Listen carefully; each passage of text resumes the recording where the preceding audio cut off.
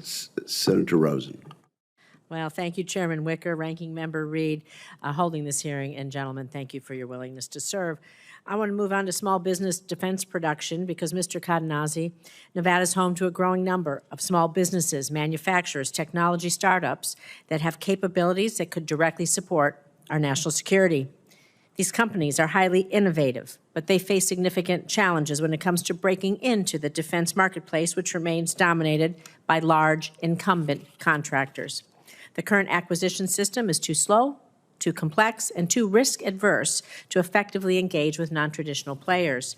So, Mr. Cadenazzi, if confirmed, how do you plan to address the systemic barriers in order to create a more open and competitive environment for small businesses and emerging technology firms, including those like in my state of Nevada that have not traditionally played a large role in defense? And more specifically, what are your priorities for streamlining the acquisition pathways for these companies, and how can the Department of Defense better leverage innovation across all 50 states as part of a broader industrial base strategy?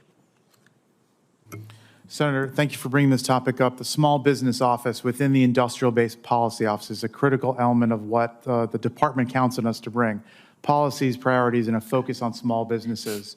They represent some of the most dynamic and innovative parts of the economy, particularly in the places that are offering the technology that's the most exciting going forward: artificial intelligence, quantum mechanics, machine learning, and advanced manufacturing. So this is a major priority for the department and for me. Going forward, I want to understand more about what the Industrial Base Policy Office's programs are doing, what effect they're having, things like small business innovative research, where we work with the R&E component of the department, project the Apex accelerators, which exist across the country, to go ahead and provide access to small businesses to understand the department. If confirmed, I'm eager to learn more about those capabilities, what the resourcing is, and what we can do to accelerate the impact over time. I'm glad to set up a meeting with you and talk about a lot of things happening in Nevada, so thank you. But I'm going to move on to nuclear testing, building a lot on the Nuclear Security Administration, and of course, I asked a similar, Admiral Papano, I asked a similar line of questioning to Congressman Williams at his confirmation hearing. And given your potential role as his deputy, I'm going to ask you the same questions.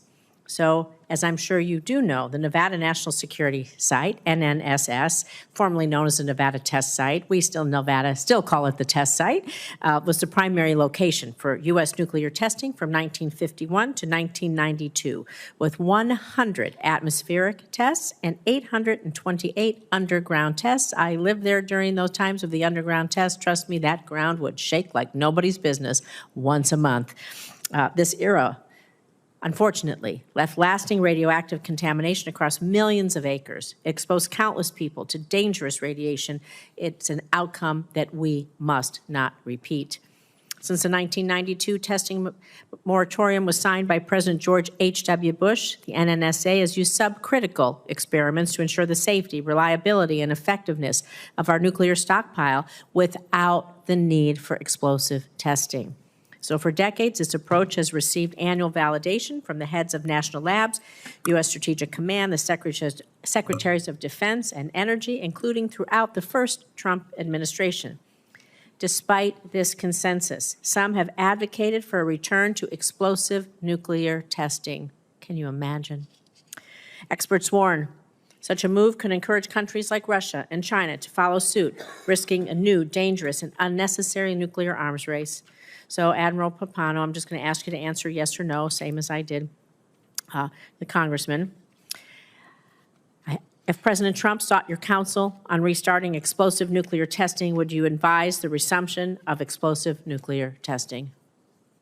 Based on what you suggested there, Senator, thank you for the question, but if confirmed, I would not advocate for nuclear testing based on the amount of data we have from explosive testing, our extensive modeling and simulation capability, subcritical testing capabilities, and the annual verification. Thank you. The second question I'm going to ask you is, given that the stockpile has been annually certified as safe and effective without explosive testing, do you see any technical or strategic justification for resuming explosive testing? Thank you, Senator. Again, based on the amount of explosive test data that we have, the modeling and simulation capability, subcritical testing capabilities at the Nevada Test Site, among other places, and that annual verification, I do not see a need to return to explosive testing. I would not advocate for that if confirmed.